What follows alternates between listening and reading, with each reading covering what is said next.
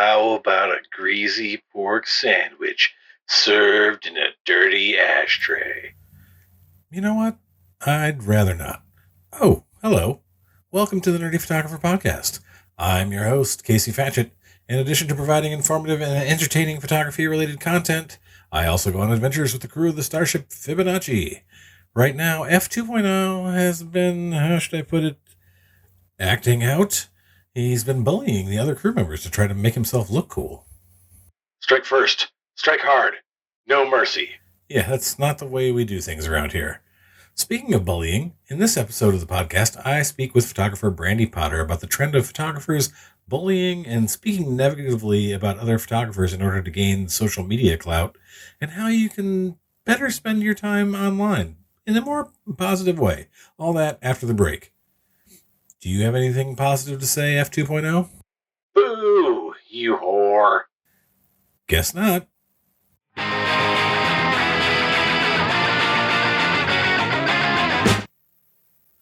Photographers, it's time to revolutionize your workflow with Aftershoot. Imagine culling through thousands of images in a matter of minutes, effortlessly flagging blurry shots and closed-eye pictures. Now you can stop imagining and meet your new photography sidekick, Aftershoot, the game-changing AI photo culling and editing software. Say goodbye to hours spent sifting through images, as Aftershoot's AI can cull thousands of photos in just a few minutes, grouping together similar shots and flagging those blurry or closed-eye pics. I have been using Aftershoot for a little over a year, and I have to say, it has transformed the workflow on the portrait side of my business, culling and organizing my photos from family portrait sessions to corporate headshots in a matter of minutes. For engagements, events, and weddings, it does a great job as a first pass cull for me, since I like to go through and make sure I didn't miss anything, but those family and group photos are all solidly organized together, and that saves me so much time. You can also make your artistic vision a reality. Aftershoot's automated AI editing is customizable to your unique style. Edit thousands of images in just a few clicks, achieving consistency and brilliance effortlessly. Sign up now at nerdyphotographer.com/recommends/aftershoot and experience the Aftershoot advantage with your first month free.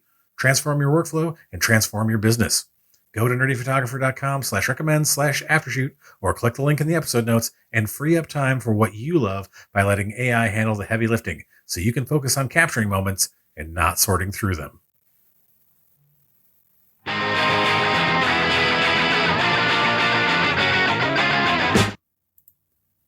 Hey photographers, are you ready for a website glow up? Get supercharged with StyleCloud. StyleCloud offers beautifully designed, high-performing website templates built just for creatives like you. Whether you're showcasing weddings, portraits, or passion projects, you'll look as good online as your work does in print.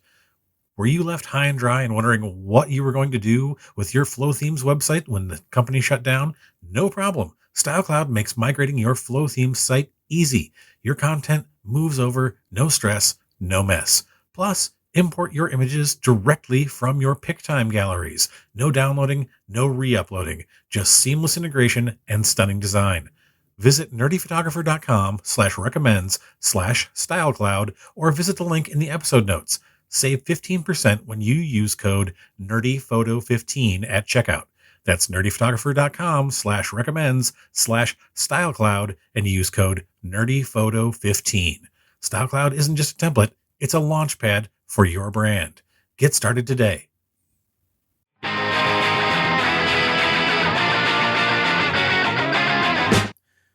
Hello, and welcome to the Nerdy Photographer Podcast. I'm your host, Casey Fatchett, and we have back with us Brandy Potter. Brandy, welcome.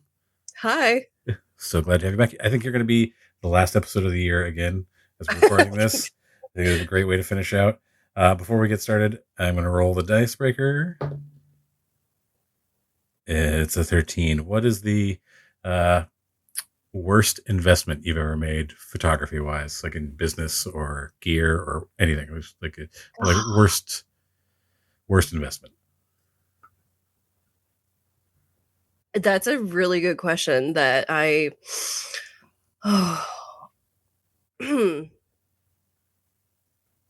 I don't know. Something you bought that you're like, oh, I didn't need that. I've got a ton of custom white balance things that I never use. I'm not a gear person, so I'm not like an overspender when it comes to gear, because if I find myself not using gear I've bought, I sell it. Um, like pretty quick. My kit is very, very small. I don't know, maybe my studio, because I have not made any money off of it, but I love it. And it is very expensive. And we're kind of in the hole with it, but I still just love it. But it was a very bad investment on my part.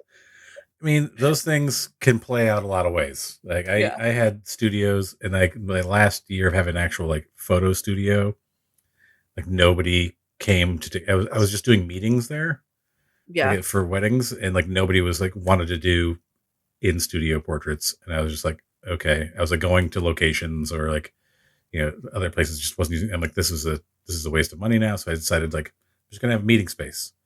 I don't Yeah. need studio, and that was fine for a number. And then people stopped wanting to come to meetings, and they're Yeah. just like, oh, I was like, okay, now this meeting space is a waste of money. They just want to do a Zoom call.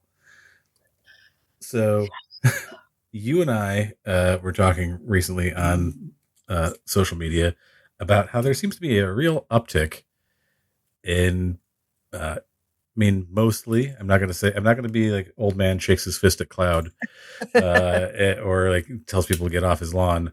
I think it started with a lot of like younger, more inexperienced photographers, but the being very antagonistic towards older, more experienced photographers who not even asking them advice, just like coming into like comments and like trying to get clout by being rude or mean.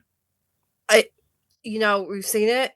I think when we started talking about it, it was on Threads. Yeah. And then I think you saw a comment I made to someone else, and then you messaged me on Instagram again. But I've seen so much stuff like that on Threads when people post, and then a lot of it is newer photographers, but I've also seen like veterans in the industry like trying to get new clout Yeah. because I guess it's waning for them. Also jump on social media and just be complete jerks Yeah. to everyone. Yeah, I mean, I think it's like there. It is like it seems to be a clout gathering exercise, and because I don't know if they're thinking like, oh, it's rage bait, and I'm gonna get rewarded with attention for it. Like, why do you think that they're doing like they're acting I think out? because of social media, the way social media is set up, and I went viral a lot because like my taglines were like um stuff to get people talking, and it was always like what like I'm going completely brain dead and I can't blame Well, pregnancy brain anymore. well, a lot of your stuff was like about like non-traditional and like Yeah, not. it's like what I mean when I say I'm not a light and airy photographer, something along that lines. And I think a lot of people have seen people go viral with stuff of that nature for so long that they're taking an extra step, and they're just like being mean about it at this point. And like I get nap trapped a lot with the baby, so all I do, like, while I'm nap trapped and he's, like, on top of me is I scroll on social media where I, like, make videos on for TikTok or whatever now, and I've been seeing so many videos from newer photographers or people claiming to be in the industry for, a while that obviously has not been in the industry for a while, just posting the the worst things about their clients or, like, other photographers or, like, other vendors, and it's crazy. Yeah, well, that's the thing, especially that boggles my mind because I've been seeing that a lot too. Is the sort of, and they keep saying it is, oh, I'm unhinged on Yeah, whatever, is in like talking about clients. Why are you talking about clients in a public forum like that? yeah, That's just should be like service industry 101, like because this is like a lot of you know as photographers we want to say that we're artists first, but you are in a like if people are paying you, there's a service you're providing and the yeah, experience they get. So if you're out there talking smack about the people who are paying you money, other people are going to see that. yeah, and I get it. I used to be like back in the day, I used to be very opinionated and loud and like wrong a lot. And I can look back on that now and be like, oh, I was wrong a lot, but I wasn't like being malicious towards other people the way some of these people are. And like I saw a video literally yesterday and it was like, so it was a photographer and she was like, when you tell me you don't have the budget for me, but you spend five to $10,000 on your venue, like not everyone's going to value photography as much as their venue. Like some people want to put more money into other vendors, and that's okay. And it's just like people are counting their eggs before they're in the basket. Right. Yeah, I mean, there are times when I've had people contact me who I know have spent $150 or $200,000 on a venue, and I'm like, I'm not in your budget. Like, Yeah. and I'm like, well, they don't value the photography as much. Yeah. But I'm not going out onto social media and being like, you guys will not believe what this person said to me, and I think that it gives a bad image to the whole industry. I mean, what do you think about that? Like people from the outside who are watching this or see it on social media and see people like talking about other photographers, talking about clients. It gives, what sort of perception does that give to people on the outside of what photographers are like? I mean, obviously, it gives everyone a bad opinion of us.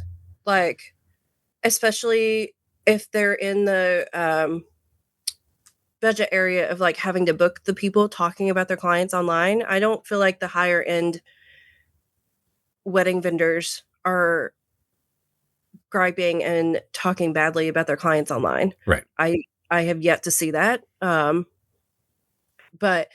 it's a lot of like the lower end, like cheaper photographers. Not saying they're bad photographers, they're just not in the same bracket, like trying to use it to get views on their videos. Mm-hmm. And that doesn't it doesn't sit right with me. It's like when clients get online to gripe about their photographer without talking to their photographer first, and that ends up being a whole thing. Yeah. As well. It becomes a big scandal or whatever. Like, like it makes you, I don't know, if you don't talk to them first and you decide to go to the court of social media with it. Yeah. It's a bad look. And it's like a back and forth thing. And like at a certain point, we have to realize that we are supposed to be the professionals in this situation, and that they are not the professionals. They hired us. This is a service-based industry. And, if they talk badly about us online, like the best thing you can do is like try to educate them instead of like doing the same thing back to them. Right. And I think that it gives I mean, we especially in the wedding industry, we get enough bad vibes from people who are like, oh, they're taking advantage of us with the pricing or whatever. Like, and then you see people like fighting amongst themselves about, oh, like, but I think a lot of it is trying to get attention. I think that people are rewarded for the interactions they get by having more people, like, even if they're not liking your post or video or whatever it is, they're like, oh, I gotta speak my mind in the comments, and it leads to more engagement, and the algorithm rewards it, and then it gets shown to more people, and they're like, oh, this will mean more people will see when I post my photos or my videos. Like, more people are going to see it. Like, no, that's there's no rhyme or reason anymore to like why anything gets seen. It's all. If people don't know you as for your photos, that doesn't mean they're going to like respond more to your photos when they eventually do get posted. It's social media is rotting our brains because when we both started, social media wasn't as big of a thing as it is now, so we had to rely on different methods to get clients. And I don't know, it seemed a lot easier back then. I mean, in some ways, I mean, I started a little earlier than you, and I don't know. Social media was a way. It's always been a way for me. I mean, I'll admit it. I will do a little quick search on Google or on Facebook, whatever, for people when they inquire, just so I can see if I can get to know a little bit about them. And if they say, "Oh, a friend recommended me," I'm like, "Oh, who was their friend, somebody I know, somebody who was a client of mine, or is it, those sorts of things. And that gave me a little bit of I think, an edge and made things easier Yeah. then. But now it just feels like everybody's pitted against each other for eyeballs, and like, trying to get people to even see what you do. Like,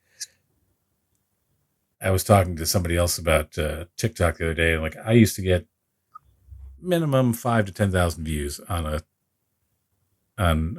something I posted on TikTok, and now it's like 100, 200, maybe 300.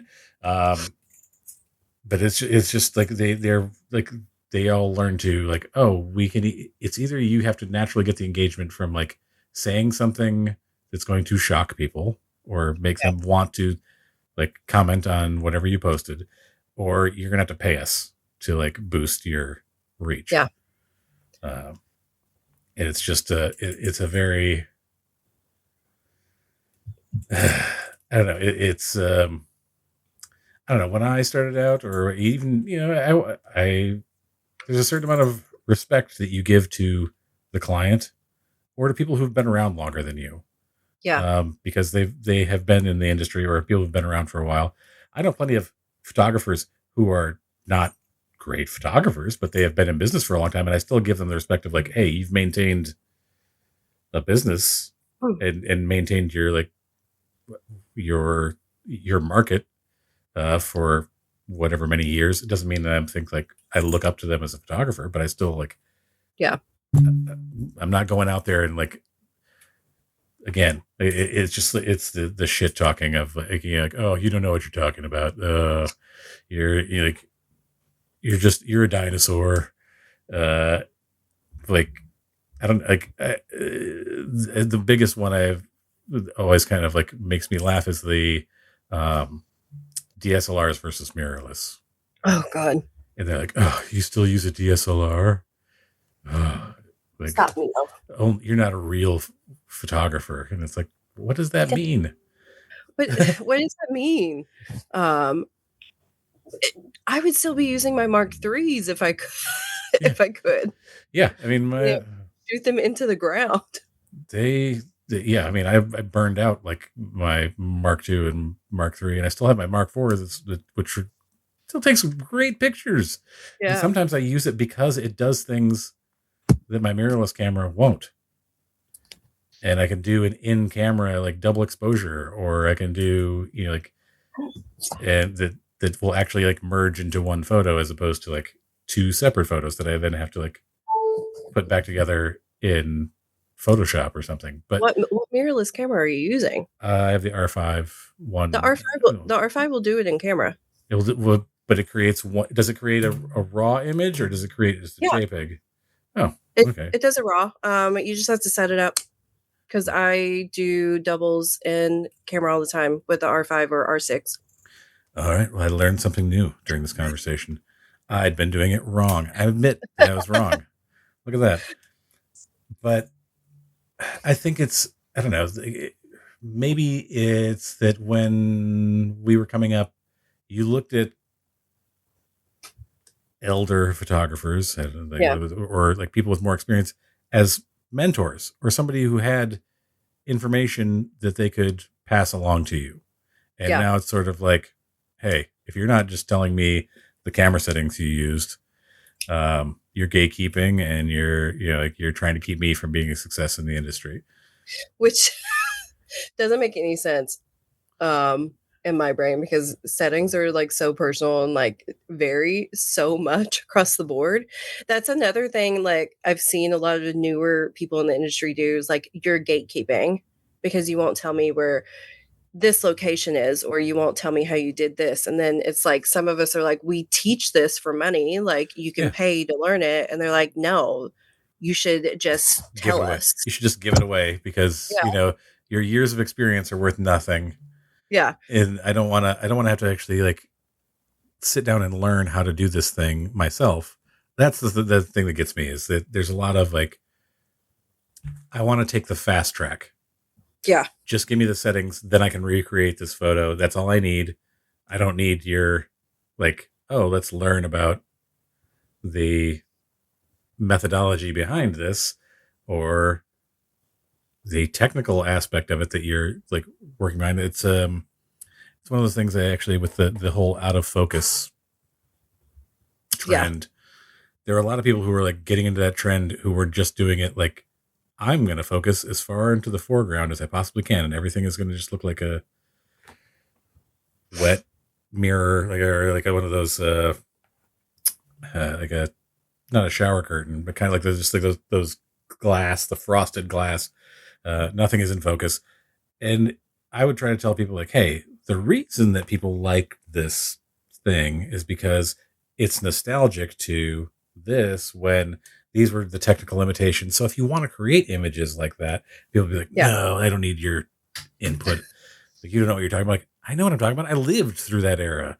Like, I actually know, like, you didn't. I did. I lived through that film camera, like, time period where you were limited in your shutter speeds and you only had one film speed that you could use. So that created things like the motion blur because you can only use like a very short like a shutter speed Yeah.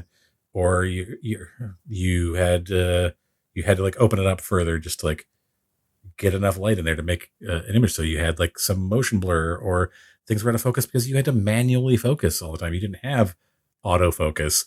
And let me tell you, like I've been working on photos with my dog of like with my manual focus film cameras. It's almost impossible to like get, focus on something. So with I have a lot more respect for like sports photographers back in the day. yeah, back in the day who were like taking pictures of stuff and just like, how do they focus on this stuff?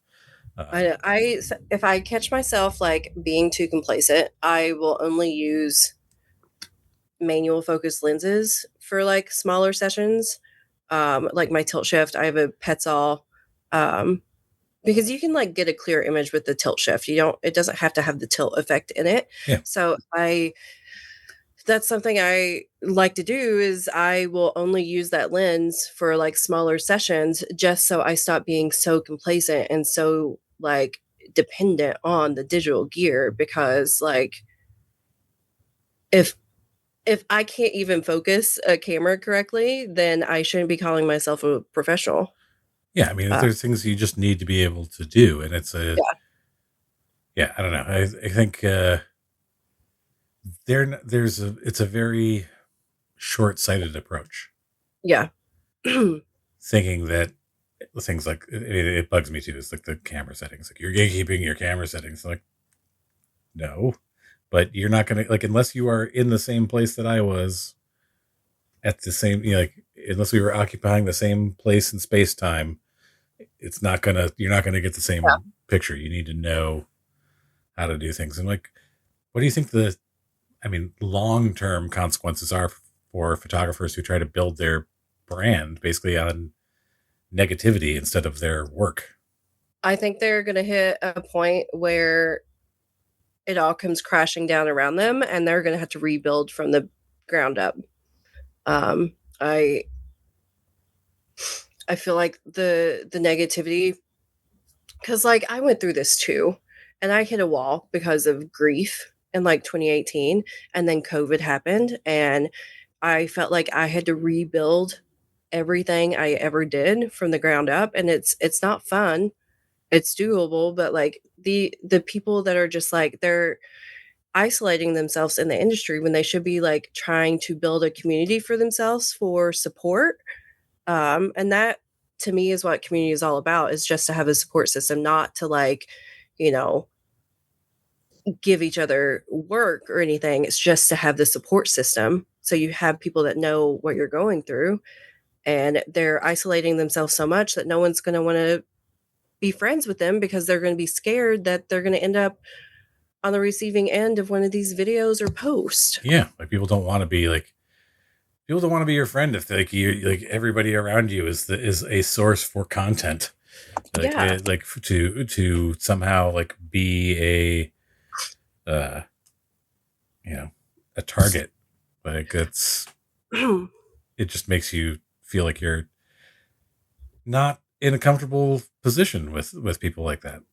Yeah, and I mean, I would 100% end a friendship over something like that, and I've ended friendships in the industry that I've been friends with for years over things like this, like using me for content or whatever, and it wasn't even like in a negative derogatory way towards me, but it was still my work that they were using me for, um, and so I it's just like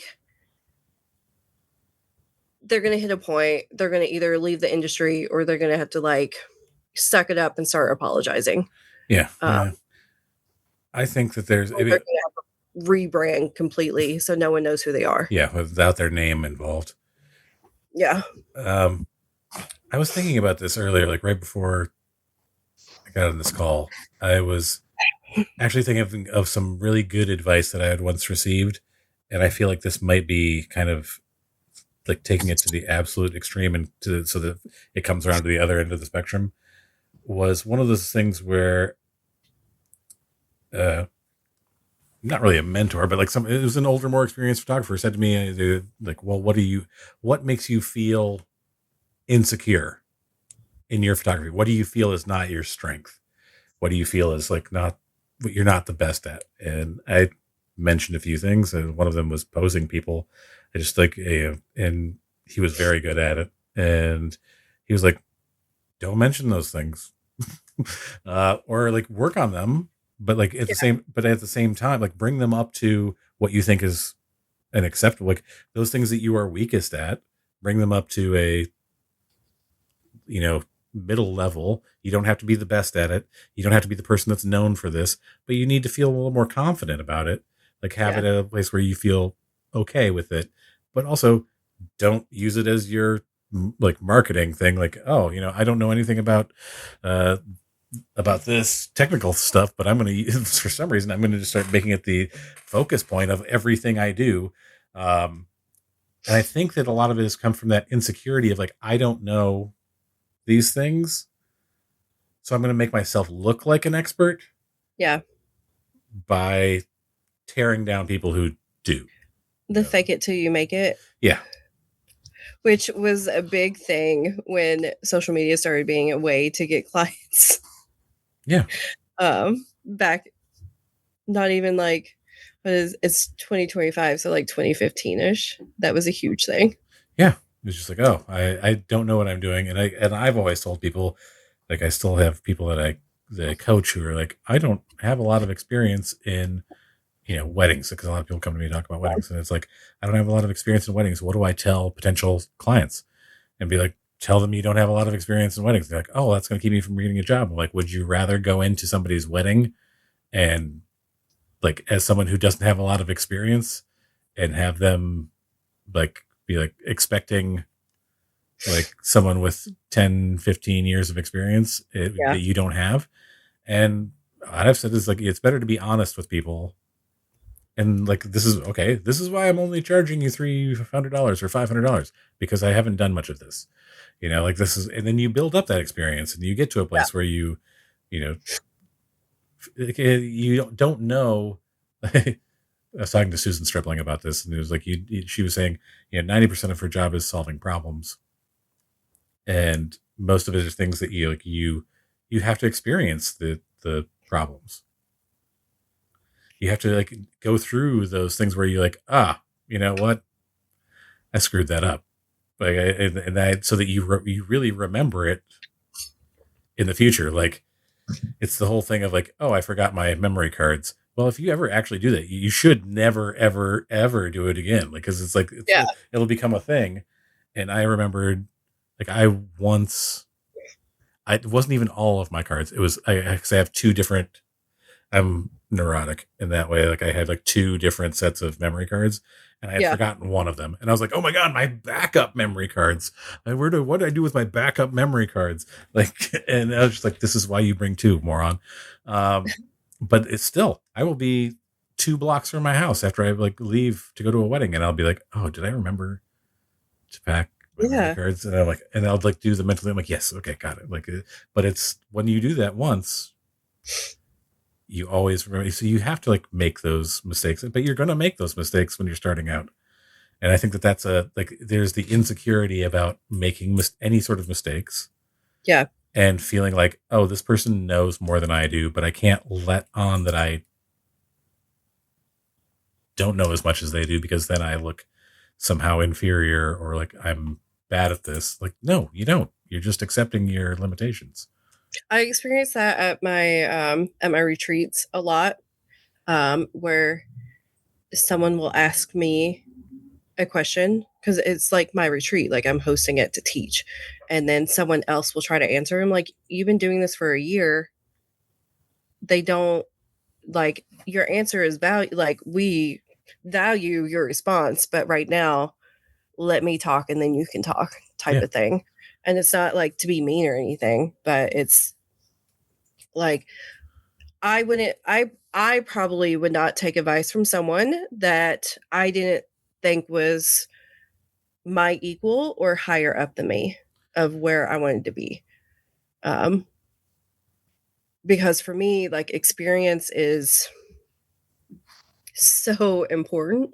Um, and the newer photographers say are like getting so good so quickly because of the ease of access to education that they have and the ease of access to like good photography work that they have to look at, and they're not going through the same hardships that we went through, and then they think that they are They've already reached that level. equal. They think they've already reached that level where they can start giving advice or start teaching or whatever when they've never experienced like a real issue uh, in their work. Yeah, I think that I refer to it as the bar has really been lowered Yeah. in a sense, and like both technologically and with access to YouTube and training, all sorts of things. And I agree. I would not take advice or like I would laugh it off from somebody who I don't respect. I think Yeah. is the word. Like, that I've had plenty of people like give me bad advice where I've just been like, okay, sure, whatever. But it's like you said, like you haven't been through any hardships. You're so nascent stages.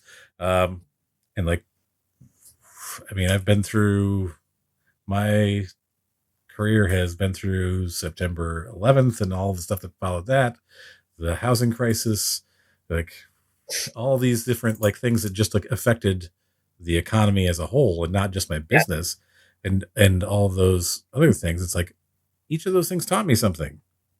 Yeah. It taught me how to and you know, I'm not saying you have to do things exactly like me, Yeah.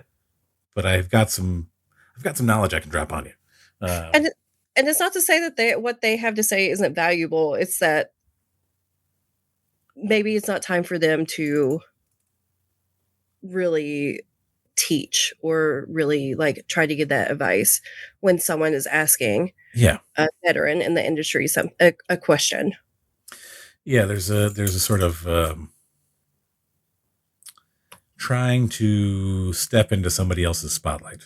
Yeah.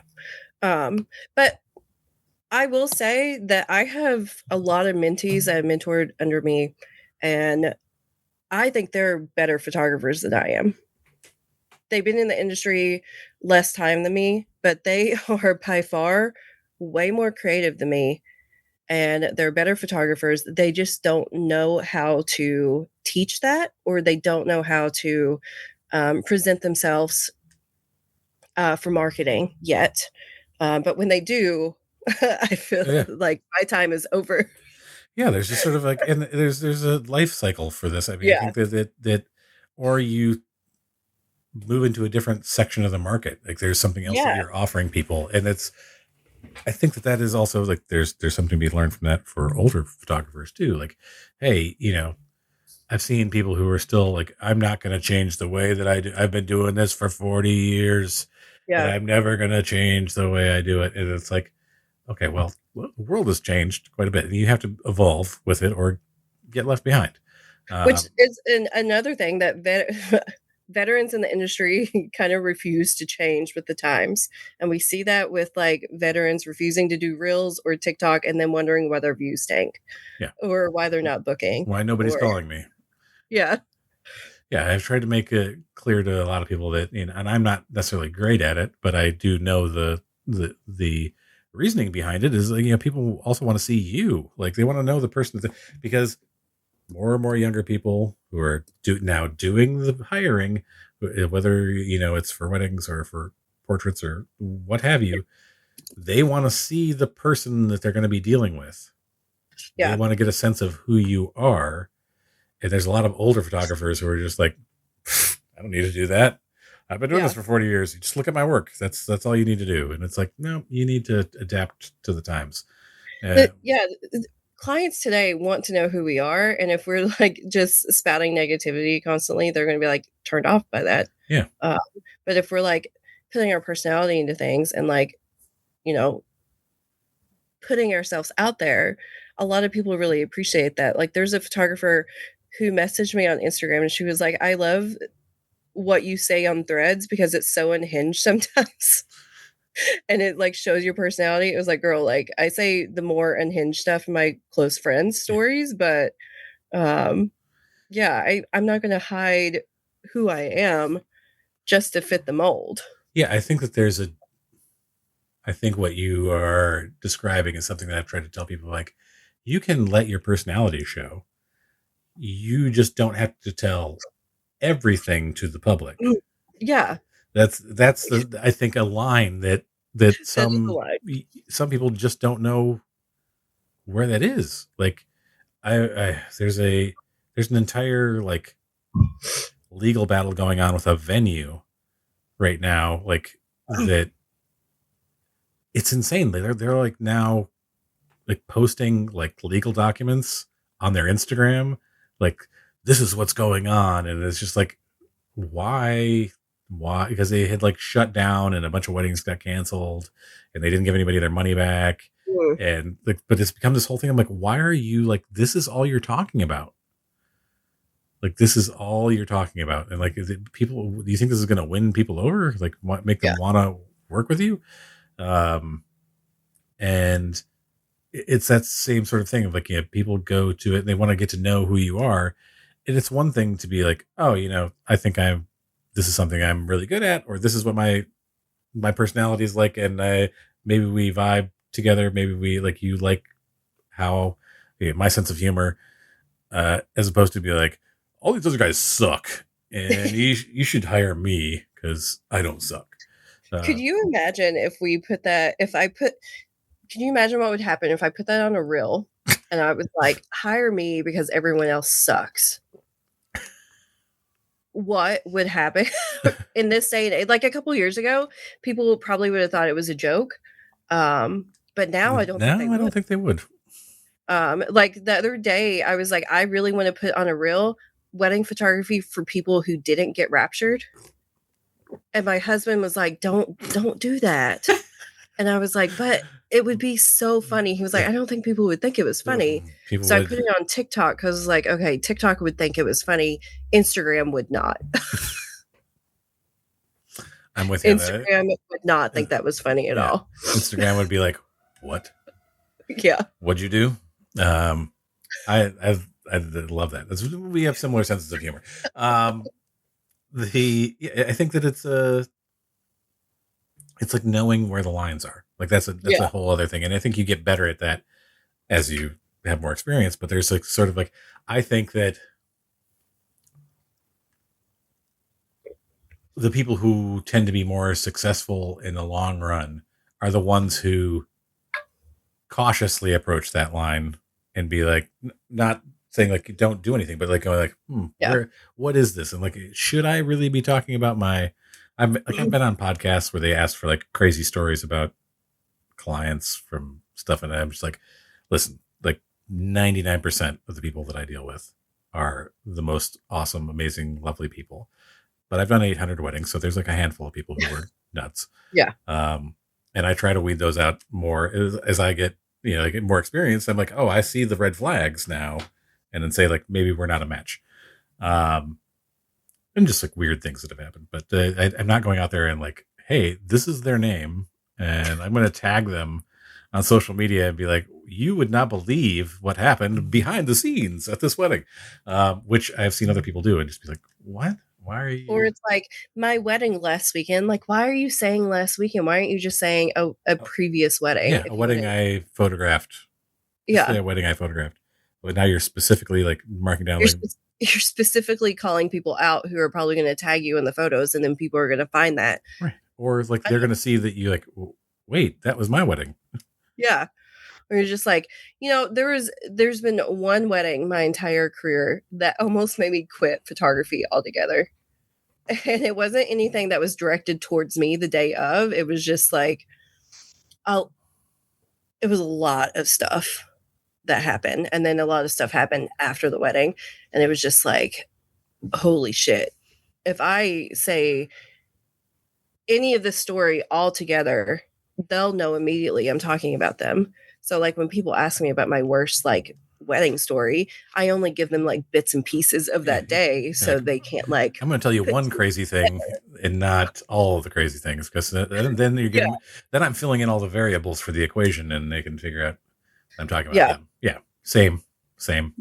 Um, or I'll tell a story. The one that I have told is usually the one that uh, they're never going to want to claim, uh, Yeah. except that they claim that was them. I guess there's two of those. The guy who threatened to kill me. Oh, Yeah, that's nice. after the wedding, he was told he wanted me to like give him a full refund because I was terrible. Showed up looking like a slob, wearing a suit. There are people who were at the wedding who were wearing like khakis and polo shirts. I had a tie, suit on. He was like, you were supposed to be in a tuxedo. Like, this was not something we discussed. But yeah, he's like, I'm going to come up there, and because he was in Florida, and he was like, I'm going to come up to New York and I'm going to take care of you. And I was like, oh, you mean like tuck me in at night and make me soup if I'm not feeling well? And he was like, no, I'm going to fucking kill you. And I was like, Great. and I was like, great. Just wanted you to say that pretty clearly. Great. Good to know. Great. I'm I'm so calling the excited. authorities. And they were There's like, the pictures are so terrible, but we want these 48 by 10 prints and an album and all of these things. And it's just like, oh God, I guess the photos were really terrible that you wanted this yeah. many like physical copies of them. Yeah. It was just people trying to get something for free. Yeah. I don't like to, okay. We've sort of like, I don't want to like make this like no solutions, like just presenting a problem with no solutions. Like, what do you think would be a more positive way for photographers to grow their careers and their community of photographers? Because I hear people who are like, oh, other photographers, it's just like they're only out for themselves. I'm like, I know plenty of photographers who are like down to help other people. Yeah. And that's the entire reason I do this show. It's not, I'm not making big podcast bucks off of this, ladies and gentlemen. But I think there are, Hmm. I want to hear from you first what you think people could be I doing think instead. I think it comes back to building a community, and people need to realize that, your friends in the industry are going to be out for themselves. They're going to be looking to book for themselves, and that's not a slight against you if you're both up for the same gig. Yeah. And they book it. Like that's just how the industry works.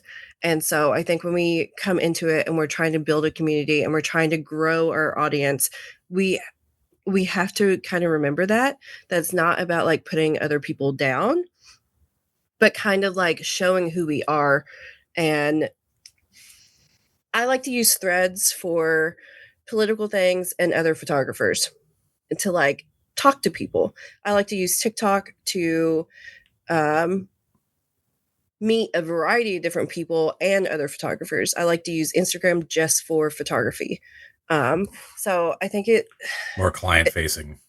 yeah, it's really important because when we're posting, we're not posting for other photographers. We're posting for client stuff.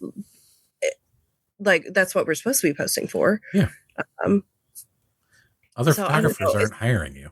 Yeah, it's like a big circle. Like if you're isolating yourself and you're being mean and you're being a jerk, like no one's going to want to build a community with you, and you're not going to get hired by anyone worthy And, of your services, because if they see you being mean to someone and they like that about you, they're going to be mean to you. what's yeah, what's to say they're not going to turn around and do the same thing back to you because they expect it from you. Right.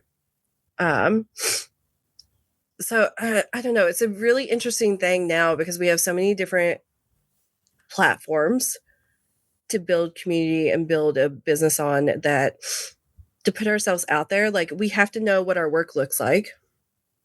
Yeah, you have to We know have where to your place is in the market. we have to be honest about what our work looks like. We have to be honest about um how we're presenting ourselves, because if you like some of my most viral videos, I look like a complete slob, so I'm surprised people hired me based on that. Like we and if I'm scrolling and I see a photographer like griping or being rude about something and they don't look nice, then I'm more likely to keep scrolling past. Yeah. Um, I think we need to be conscious of literally all the things when we're putting ourselves out there, and just I don't know. It's a really hard question to answer. I think Um, that, people could be like kinder. I think is yeah, one word, like, like understanding that everybody, like, it's it's one of those things that I have dealt with, the insecurities and imposter syndrome, and thinking like, oh my gosh, this person does like such great work or whatever. I love your work. I don't yeah, think that I'm the photographer for your clients. That's yeah, the thing. It's like that's what we how do we differentiate ourselves from other photographers? And it's one thing I yeah, tell people when I'm teaching marketing. It's you, especially if you're a like solopreneur, you're running your own photography studio, like business. Your personality and the things are like the number one thing. You find the elements of your personality that reflect what clients want, and you focus on those things. You don't just let everything out there because you know yes, I live my truth and I am honest about who I am, but I'm also not like waking up and going like, you guys, today I had the biggest fight with my brother and blah blah blah blah blah blah or whatever. Like some like I don't tell you everything. yeah, And I don't feel the need to like I try to focus on the things that my clients, people who are going to be interested in not just how the photos look, but how I treat my clients. yeah, Because for me, it's a lot of like making people feel calm and feel okay in front of the camera. Because there are a lot of people out there who don't feel great in front of the camera. They feel like they're exposed and they feel insecure. And my thing is like, I get what you're saying. I am there too. I'm going to make this the most comfortable experience for you. So those are the parts of my personality that I layer into things. I think that a lot of photographers need to kind of do that introspection, both in the type of photos they take and in their approach to getting hired. But it also comes off with like you again with the community of people. Like yeah. you attract people who see that you are your authentic self and that you're not just posturing to get more attention. To get clout, it's like I know my work. I know my portraits are not the traditional wedding portraits for the most part, and I use that to my advantage on social media, and I use that as a way to show my personality because I love art. I love anything to do with art. I love light. I love like color, like all of the things. And that's how I've built a community um, based on my work, by knowing I'm not traditional and not trying to be something I'm not on social media. And I know I posted about this on Threads, but I wish so badly that I could be like one of those really elegant um, photographers, like the really high end, elegant photographers. And like, I wish I could act like that, but I can't. I'm covered in tattoos. That's not my personality type. Like, I'm not, it's just not who I am as a person. And my clients would never fit into that mold either. Then Like, why do you it's want to just be? All right, I'm gonna the philosopher. I'm gonna lay down on the couch. Like, why do you feel that you need to be or want to be that person if that's oh, not who you are? those are the photographers I really look up to because they have integrity and online, and they have poise, and their work is just out of this world beautiful and stunning. And I know that I don't want my work to be like that, but I also know that I love the way they present themselves online. And I look at that, and I really look up to that in an industry full of, negativity. They leave most of their life offline. And I try to leave most of my life offline too, but I'm still like very political, very into activism. Um, and so that will never be me. Yeah, uh, but it my is work part is of who true, you are. non-traditional. Yeah. Yeah, it's part of who you are, and I think that presenting yourself not like again, I try to find phrasing that works, but I think being your authentic self is like it's really important because he's like you said, you can look up to people whose work you don't want to necessarily emulate, but like Yeah. who how they present themselves, how they carry their business. Um, there are some people who, when I was like that, I used to look up to that I then like as they went along, I was like, oh no, no, that's not like no, that's not good. I don't, I I, I don't, I don't agree with that. And then I was like, okay, but then finding other people who I thought were like, a, you see how I would say is for like building community. One of the most important things you can do is go to things in person and I don't no, have I don't think you really have to do that. To be honest, I met most of my friends online. We built a relationship online before we ever met in person. And so by the time we met in person, we were already like really, really good friends. I think in today's day and age, um, I'm glad we didn't listen to our parents when they told us to stranger danger yeah. online. But like most of my best friends, I met on social media, or I met because they saw my work on social media and they hired me. Um, and so I don't really Ascribe to think that. that, yeah, I think that I have listen, it's I have important. many friends like who I consider very close friends who I have still not met in person. Yeah, Um, what I'm saying as far as like one a and maybe it's because of where I am being in like the New York City area. yeah, There's a lot going on and there is a higher concentration. I will accept that maybe I have a different um, experience yeah. than people who are in other areas. Like I said, I still have like people I consider very good friends who I've never met in person.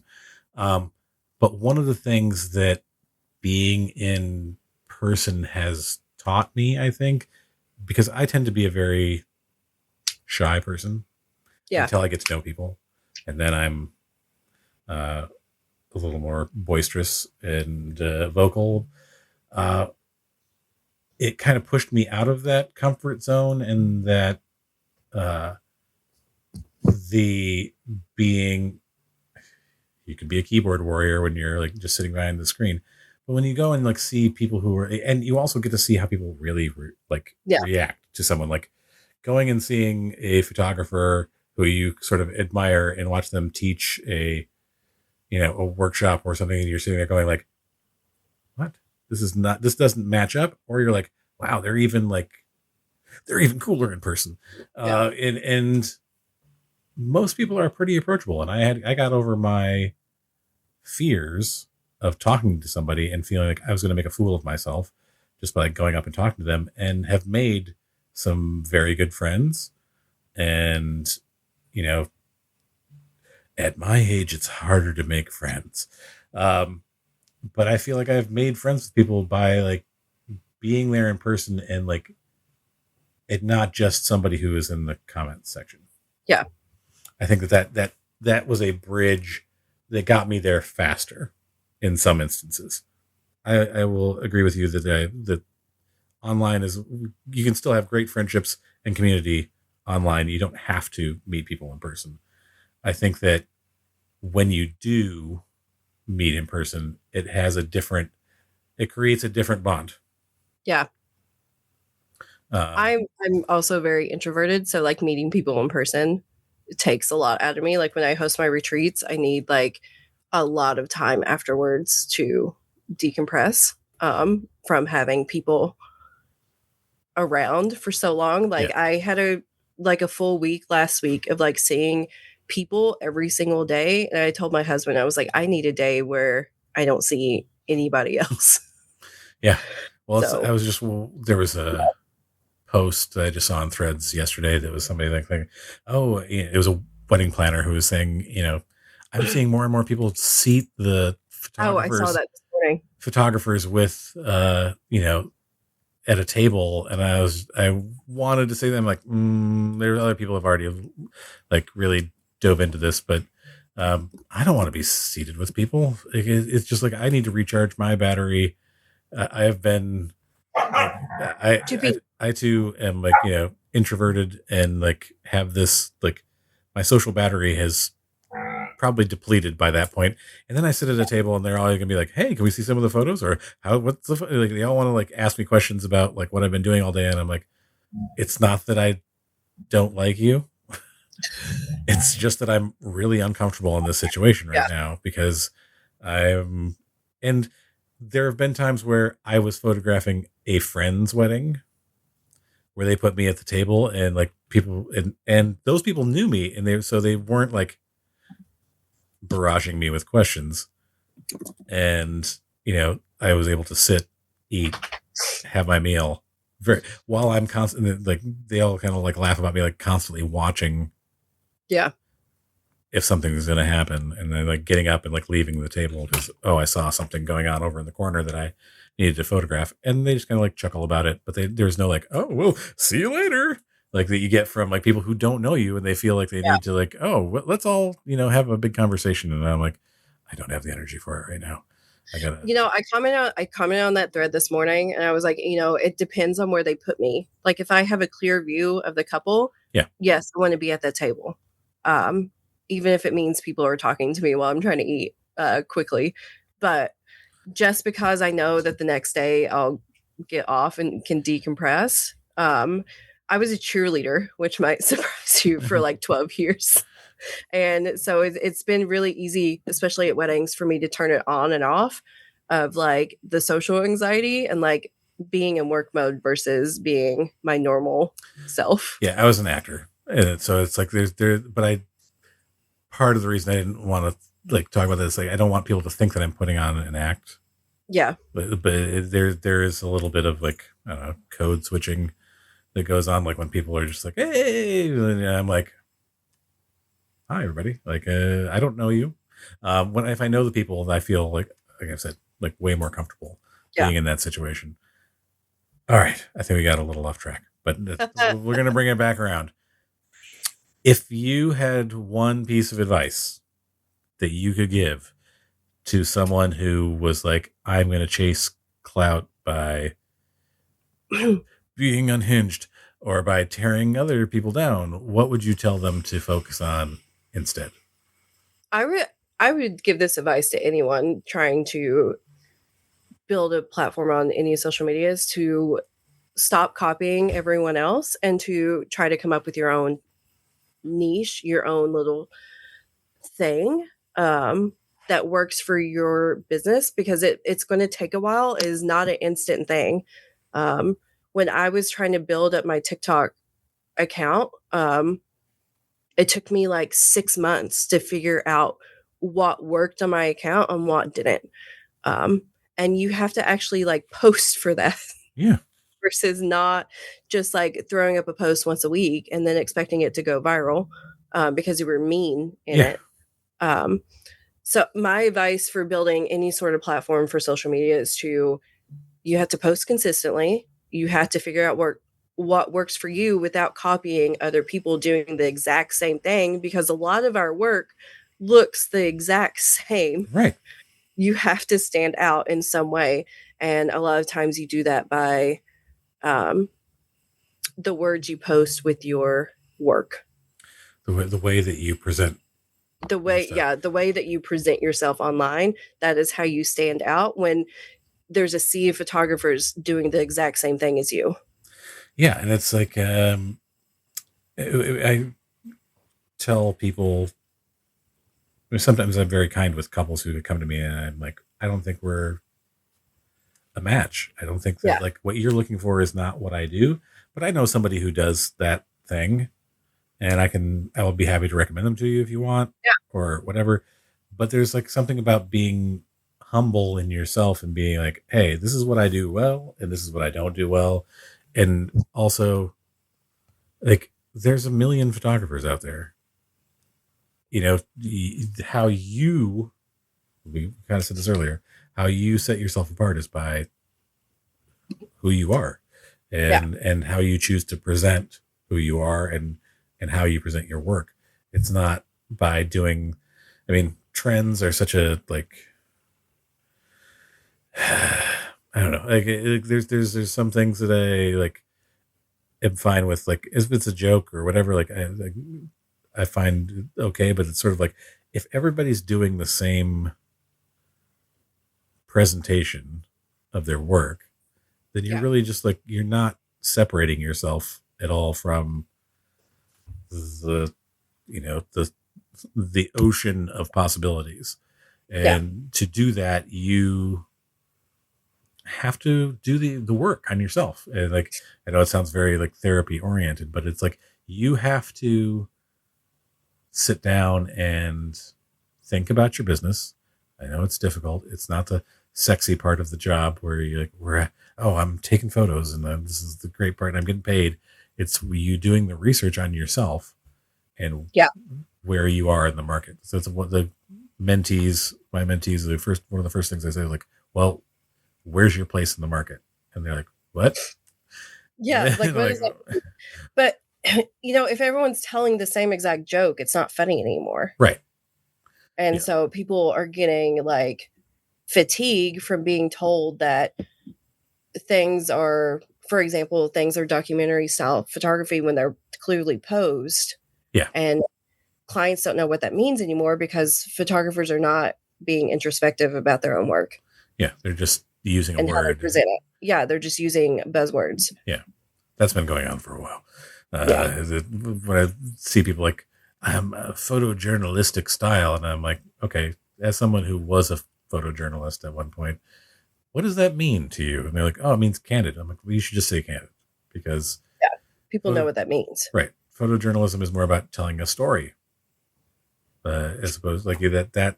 And if you want to like tell the story that's going on there, that can also dip into editorial. There's different ways. Editorial, you have more influence on what's going on. You're telling a story, but there's interaction going on. And knowing what the words actually mean and how you would describe your work as opposed to just like, I'm going to throw out a few buzzwords here. And hopefully you like to hear that. You like to hear those words. And like knowing if you desaturate all your greens and all your color, you are not a true to color photographer. Like just being very clear about your own work is so important. Yeah. You have to know like what you do. Yeah.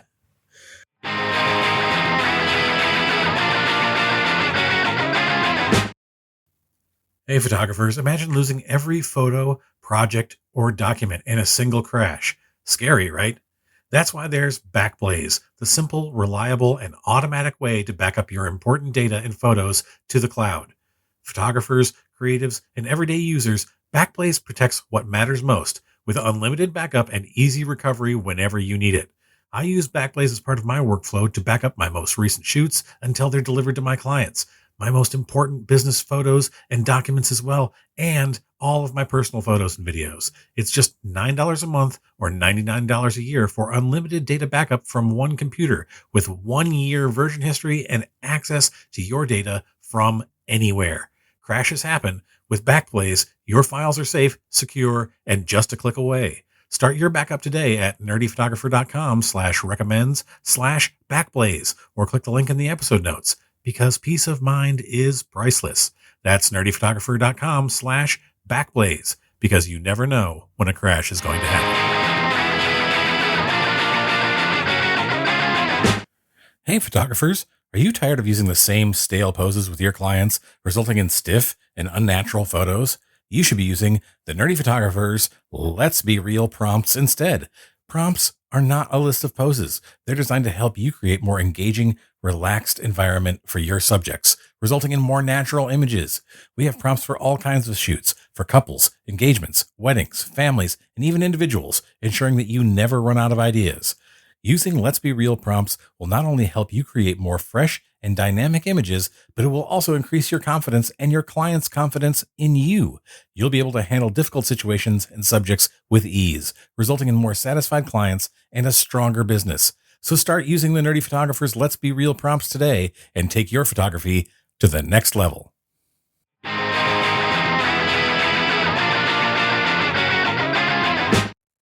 Hey. And now for my favorite part of the show. What's that say? Useless information. This is always death. True or false? One of our first presidents, John Adams, had a dog named Jesus. I'm going to say true. False. His dog Really? His dog was actually named Satan. I love it. I think that fits with his personality. Brandy, thank you so much for coming back on the show. Where can people find you and find your work and on the different platforms? My website's brandy with an I -potter.com. And then my Instagram is bran.potter. And then TikTok is from.moonlight. Go out and find her, folks. Those links will be also in the episode notes. If you ever want to come back, you know you're always welcome. Always. We'll end next year. Yeah, we'll do it. We'll make this a yearly thing. Yeah, we'll see how next year goes.